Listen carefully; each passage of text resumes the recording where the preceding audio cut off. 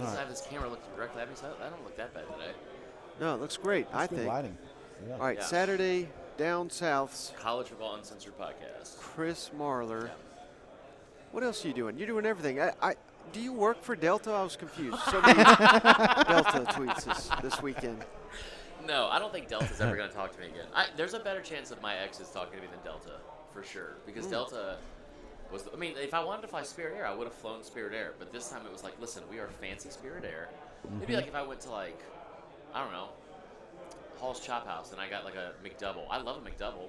Yeah. From McDonald's, it's my favorite burger. But, like, also I wouldn't have gone to Hall's to fucking get that. Excuse my language. To get that. We're not live, right? Nope. No, you can cuss. What's been the highlight of media days? I know you just skipped one day. Yeah, well, I didn't skip, but Delta forced my hand on that one. I thought the Kirby thing was interesting. The way he addressed everything, I think it's very interesting. The fact that Alan Judd got fired today after all of that. Is that real? Oh, Shane, yeah. Shane tells me stuff. I don't believe him half the time. Same. Well, honestly, Shane, same for whenever he tells me stuff. I don't believe anything he says.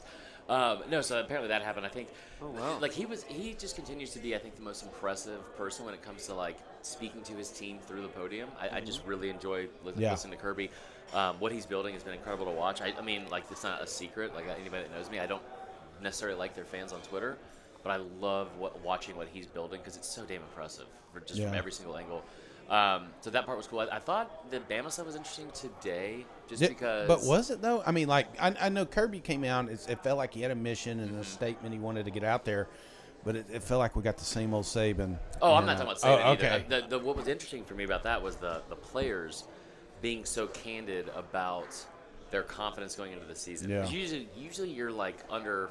the leash is always on with Saban, right? And so Kool-Aid Shane was phenomenal. Yeah. First off, but hearing like J.C. Latham, I didn't necessarily love the whole thing about our standard is still above Georgia's because I think that just the saying the standard is still like both those programs are elite. They're both trying to win national championships. One of those programs is performing to that standard, and that's Georgia. It's not Alabama. I think hearing that, and then Dallas Turner saying openly that they want to return to joyless murder ball made me happier than anything I've felt emotionally, and I don't even know how long. Because that is that's like such a Gump saying, like Gump Twitter type thing of being like joyless murder ball. But that's what I know you hate him, but that's why I'm excited about the Tommy Rees thing. Not just because when I wear a hat we look alike, but I mean also because of the fact that I think they're going to get back to running the football behind a massive offensive line, and I think that schedule's going to be tough early with Texas. But I love the fact they get. Some of those games that were close last year, that were on the road, they get all of them at home. I know that's the game plan, but what happens if the offensive line does not live up to it? I'm not a big believer in the offensive line coach. They've had a number of 5 stars, and they haven't lived up to the hype. What gives you the confidence that they can just flip that? I think that, at some point, Latham and who was the other? They brought in 2 5-stars. They were the top 1 and 2 was Brockmeyer or something like that. He's out at TCU now. Bama has missed a lot on the last couple of years. You could say they miss, or they might just not be developing them. They're definitely not developing at the same talent level as Kirby is in Athens by any means. I think that the amount of just sheer size they brought in, like Caden Proctor, this 6'8" kid from Iowa, I think he's going to have a chance to play early. I just have a feeling that not to make an excuse, but I do think that you saw it more through these past recruiting cycles. It's some places where you did miss on some of these these recruiting rankings and these 5-stars because of the COVID years, and it's hard to necessarily get out and see. A lot of these kids were robbed of their senior seasons anyway. I think that's probably contributed to some of it, not just at Bama, but in general in college football. I do think there's a lack of development, and I do think at receiver and offensive line specifically, I just think that at some point it has to get back to what it was. But I mean, I could be totally wrong. So like you said, if what's the Mike Tyson thing? Everyone's got a plan to get punched in the mouth. Yeah. Yep. What the scary thing is for Alabama is if you get to November and you've lost to Tennessee again and you've lost to Texas. I think they're losing to Texas. If you lose both those games and you have no chance of winning a national championship, and then you're going into November, yeah, and then you get LSU, and then you got to go on the road to Jordan Hare and at Auburn.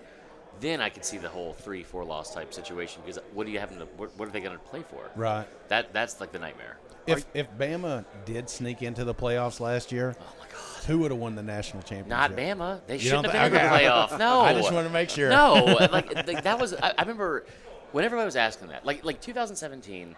Here's been my thing about Ohio State, right? Like they won the SEC or they won the Big Ten or something like that one year, and but they lost at Purdue Right. by like 28 or 31 or something like that to an unranked team. The thing that's different, and I know you like to bring this up all the time, Mike, that game they lost at A&M was the first game they lost to an unranked team in 100 games. First time in 100 games they had lost it. Haven't lost one since. But I think that, yeah, they should not have been in the playoff. And if they did, listen, if we're being honest, as like a diehard like Bama fan, growing up and stuff like that, but also an objective, rational person sometimes when I haven't been drinking. Starting today? Starting today. This is a new beginning. I wanted no part of Georgia. I wanted no part of Georgia. I didn't want to play. I wouldn't have wanted to play tennis. There's 5 or 6 teams I don't think Bama would have beaten last year, and we saw they didn't beat. Yeah. Yeah. Are you mentally prepared Oh God. for Vol Twitter when Tennessee whoops Bama's ass in Bryant-Denny this season? I'm not mentally prepared for Vol Twitter ever. Okay. Ever. That's the right answer. Last year, Vol Twitter was so awful to me personally because of a accurate prediction that I made. I can't imagine if I say that they're going to lose to Bama and then they beat them. I can't imagine like the vicious attacks that would come from that. That is like, and I get that it's Vol Twitter, but last year was a little bit. Last year I did not enjoy. And I will say, Vol Twitter obviously has had the crown for a while. Of But what? there's just volatile Yeah. Twitter base. Yeah. But let me ask you, there's some other programs sneaking up that list. Is there, if you were to power rank 2 and 3, Oh, Georgia's up there. Georgia's up there. I coined this phrase last year, and it's like, you're starting to see it now. But this whole like, I call it being horny for disrespect. Like this whole idea of like nobody respects us, like that was so wild to watch. And you see, okay, here's the thing. I hate to give this guy even like any fucking mention at all, but I'm going to. I'm not gonna say his name, but there's a guy on Twitter a couple weeks ago who put out a list, and he started listing people by name, like actual people in the media.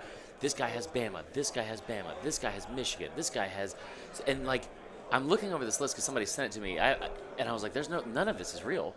Nobody has said this. Like, Yeah. and he's like, we're getting so disrespected by the national media, and then you see it become a story from like Dog Nation Daily, which is like an actual, I thought like credible, and probably still, is a credible like source, and they're like, Georgia fans just want to feel like respected, like they're and acknowledged as the number one team in the country. And Right. you flip through Phil Steele or Lindy's or Athlon, and it's like they're number one in everything. Yeah. Like just because one person said, it's like that is the worst one. Ohio State has always kind of been up there. Yeah. Bama's tough. But Bama's fans are worse in real life. Yeah. I mean, they're bad in general, but they're worse in real life for sure. Does Alabama lose 3 games or 4 games this year? You have to pick one. If I have to pick one, I would say 4 between the two. Yeah, me too. I know you two. You've been doing this for. This is like. I mean, yeah. Listen, let me just tell you a story, Mike. I thought I was going to get married, and look at how that turned out. Remember, I just kept kept moving the date back. Yep. That's kind of what you've been doing with this That's 4-loss usually prediction. the first sign. Yeah, that's right.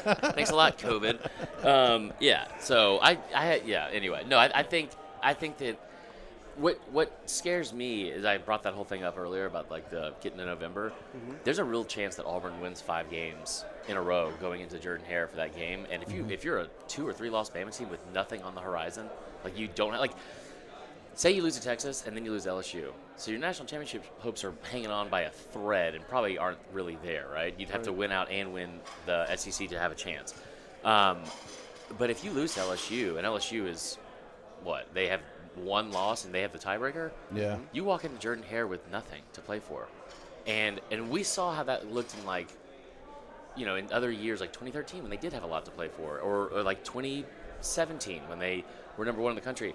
I don't remember the last time they've gone to Jordan Hare with nothing on the line. I just don't think it would do.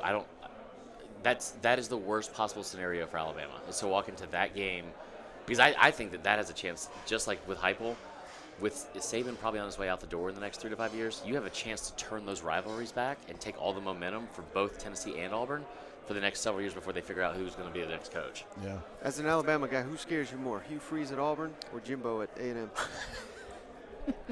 Listen, it's I can answer on both sides because Or steps with old age. I mean, we got to throw that out there. I mean, you First said off- 3 to 5 years. I mean, Okay. what would that put Saban at? 92, 93? no, first he's only 71. But I'm glad that you said steps with old age, because what I was going to say, what scares me about Jimbo is in Biden's economy, just getting crippled here with a $67 million buyout is outrageous. I think the answer is Hugh, because we've already seen what he can do recruiting. He does such a – see, here's the thing. What people don't talk about enough with Hugh Freeze is the quick turnarounds that he's been able to have. When he was at Arkansas State, right, he won 10 games his first year. Arkansas State didn't have a winning season for 15 years prior to him getting there. He gets 10 wins year one. Ole Miss, they had Wait, lost – that can't be right. that's 1,000% right. Wasn't Brian Harsin there and Gus Malzahn there? They didn't After have winning him, seasons? at Arkansas State? He was the first? Yeah. They had one. believe you. Okay, they had one in the last 23 years, and it was 1995, and they went 6-5. In the 23 years prior, yeah, him getting there. That was great. Yeah, so they they were on a roll that year. That's just, but no, I think that, like, then you look at Ole Miss. Ole Miss had a losing record in 6 of the 8 years prior to that. They had one SEC win in the 2 years combined prior to him getting there. 1-15. He gets 3 wins. He wins the Egg Bowl, takes him to a bowl game in year one. The quick turnaround, and now he has a place where he can recruit to, and has resources. Because like, you guys are Tennessee guys. I've said this since the start of NIL. Places like Tennessee, Miami, I think will probably at some point hopefully make a turn. But places like Tennessee, where you have a national footprint to recruit from, and a very starved fan base and booster like group that wants to win now, man, that's Auburn. Like they want to win. They want to win now. And again, they have a real good opportunity to turn the whole thing around from Alabama. Well, going off that, I mean, we've talked about Brian Kelly. Mike's got him winning a national championship. Stupid, yeah, I mean, for year sure. 2. I agree. Yeah. But Genius. the pressure, I mean, Hugh Freeze coming in, the expectations are already high, because the only stat they're throwing out there is how many times he's actually beaten Nick Saban. Right. You know what I'm Right. saying? So, like, how quick do you think this thing ramps up where they're actually competing with Alabama? I mean, I think in the nightmare scenario I said earlier, I think they can compete with a lot of things going their way this year. I would say year 3 is probably the one for me, and strictly because they get him back in Jordan-Hare. He's going to have his players in. Because he mentioned this several times yesterday. I thought it was kind of telling. He brought up the fact that he said at one point in time, I thought I was one of the best play callers in all of college football. And what makes you a great play caller a lot of times is the players you have to call those plays for. And we had a lot of great players at Ole Miss and blah, blah, blah. And he obviously had Malik, Willis at Liberty. But he said, we don't really have that. He's like, I like our roster. I like our QB room better than probably most.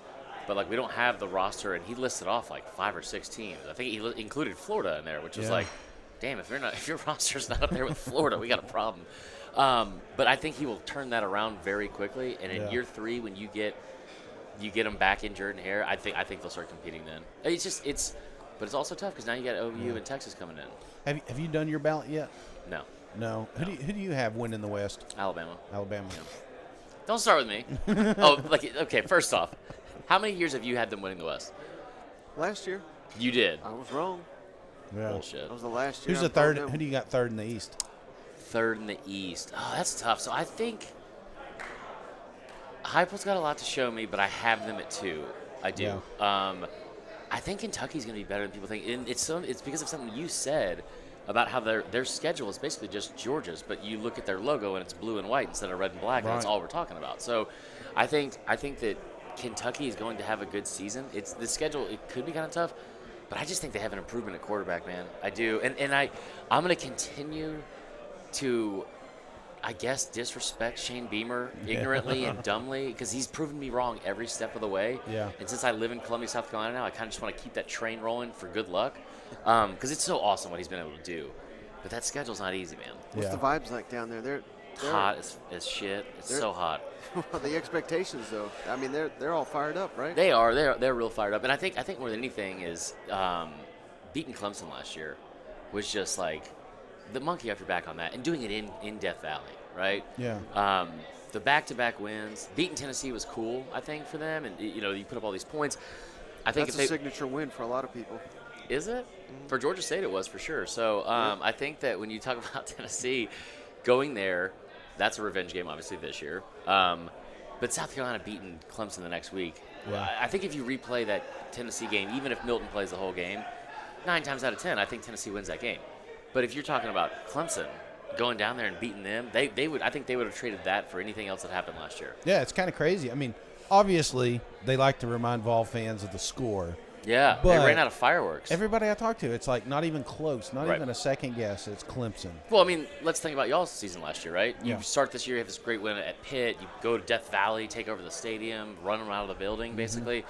I mean, like, I'm kind of making a joke, but it's real because it's a rivalry, and people forget how intense the Bama-Tennessee rivalry was. I mean, Yeah. we didn't like each other for a long time, and I still that's fair. I mean, no one hates me as much as I hate myself, so that's fine. It's my therapist always says. But like with Tennessee and Bama, that was a very intense rivalry, even though it was kind of streaky. I mean, Tennessee, they printed books afterwards about the season, and we're halfway through because of how significant of a win that was. And I tell you one thing I do respect about it is there's a little bit from both of those teams. There's a little bit of 2019 LSU feelings about it where. Yeah, we went 11-2. We lost to Georgia. We lost to South Carolina. But by God, we won that game, and you cannot take that away from us. And so there's like this feeling of not complacency, but like being content and happy, even though you might not have got to ultimately where you wanted to be. Because it's like again, a monkey off your back and a huge program win for two really young coaches. Is there a team in the SEC that you think everyone's sleeping on? I mean, Mike with Alabama for sure. I kind of feel like A&M a little bit. I kind of feel like A&M, and I kind of feel like I don't think Mizzou is going to win the SEC East. Yeah. But I do think they're going. They returned eight or nine starters, however you want to look at it, on that defense. That was a pretty stingy defense last year. Yeah. I don't think they beat Georgia, obviously, but I didn't think they'd play them that close a year ago either. So I think people are sleeping on Mizzou. I think people are sleeping on A&M just because the roster still has a ton of talent. And like, man, there's just no way they could be as bad as they were last year. I mean, they were awful. That offense was awful. Yeah. Still almost beat Bama, beat LSU, close in that Auburn game. I think there's a reason. Like, if you look at Bobby Petrino's offenses, man, I think a lot of people – I looked into this a little bit just because – with Ryan Mallett passing, everyone, you look back at some of those Arkansas teams, people forget how good those Arkansas teams were because of Bama and LSU being so good as well. But Bobby Petrino can still dial it up, man. And I think that they will have a big turnaround this year. Yeah. They better hope they do. Give me your hottest take preseason. I'm going to lose the weight. It's the same with us, man. That's our take. Every year. Every year. I might start they doing- got cake? Yeah, bro. I've been in Nashville for like a little over 24 hours now, and I've had 6 hot dogs, which is outrageous. That is not okay. Hottest take for this year, I don't think a team from the SEC wins the national title. Wow. I think Ohio State yeah. wins the national title this year. Sorry. God, let's get his Wow. ass off the show. Okay, that is. We can still edit this. you Yeah, know? well, I mean, I'm sure Mike will find a way to edit it like to where I say something horrifically bad. No, I think that Ohio State is going to be way more talented than people think, and they also get the benefit of playing the Big Ten. Do you think?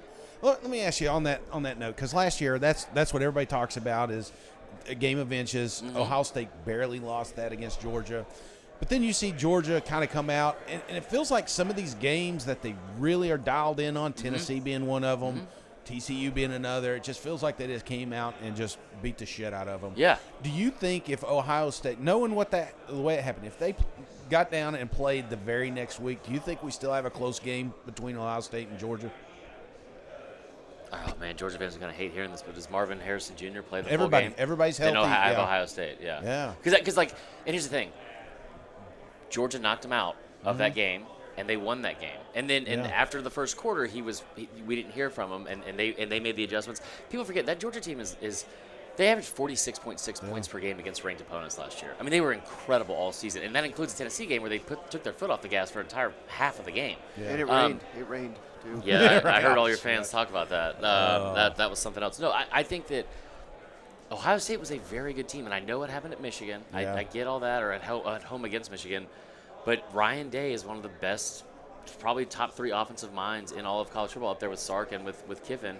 And, he showed that. And especially when you have Stroud and you have all that kind of stuff. Yeah. That was just – I said before the season, I said I had Georgia losing to Ohio State in the national championship. And that was my prediction. I had Georgia winning the SEC still and all that kind of stuff. And it was pretty close. Obviously, it seemed like that was probably the national championship. Yeah. I just think that, with when you have all that talent – like Ryan Day is a great offensive mind, and he also had all the pieces in place that could have beaten that Georgia team. Yeah. But it also takes a Herculean effort to beat Kirby Smart in Georgia, and not a lot of people have done it. Actually, only one team has done it in the last 2 years. So It's brought to you by Chris from Saturday Up North.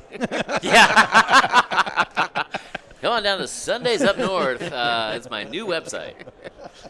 We appreciate you, man. Yeah, of course, We man. give you a hard time, but you really are one of our favorites to talk to, so we love having you on. Tell the audience where to find you before you take off. All right, my home address is 337. No, I'm kidding.